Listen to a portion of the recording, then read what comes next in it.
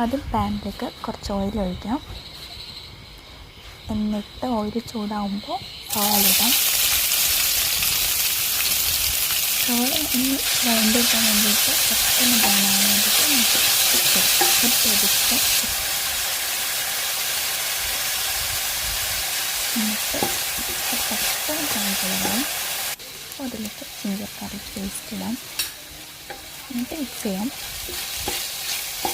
അപ്പോൾ നല്ല സ്മെല്ലുണ്ടായിട്ടാണ്. എന്നിട്ട് അതിലേക്ക് 2 പച്ചമുളക്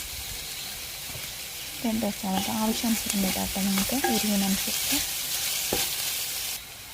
ഇനി 2 തക്കാളി, നല്ല പഴുത്ത തക്കാളി ഉള്ളതാണ്. 2 തക്കാളി ഇട്ടിട്ട് നന്നായി മിക്സ് ചെയ്യാം.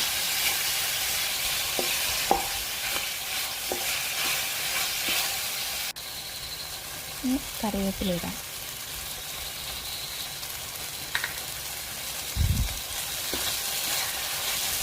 ഒരു സിമ്പിൾ ചിക്കൻ കറി കേട്ടോ. ഇത് ഞാനെല്ലാം മസാലയും മിക്സ് ചെയ്ത് വെച്ചിരിക്കുന്നതാണ്. ഇതിൽ മുളക് പൊടി, മല്ലിപ്പൊടി, ഗരം മസാല, ചിക്കൻ മസാല, പെപ്പർ, മഞ്ഞൾപ്പൊടി, ഇത് ഇത്രയും ഞാൻ മിക്സ് ചെയ്ത് വെച്ചിരിക്കുകയാണ്. നന്നായി ആഡ് ചെയ്യാം. ഇനി ഇതിലേക്ക് ചിക്കൻ ആഡ് ചെയ്യാം. ചിക്കൻ ഒരു 250 കിലോയാണ് ചിക്കൻ.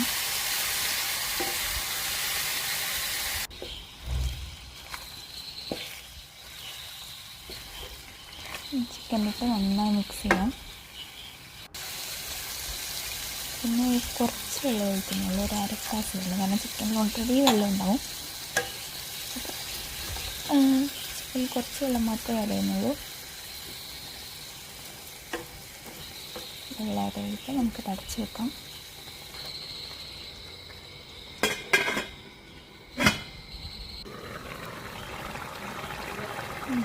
ചിക്കൻ കറി റെഡി ആയിട്ടുണ്ട് കേട്ടോ.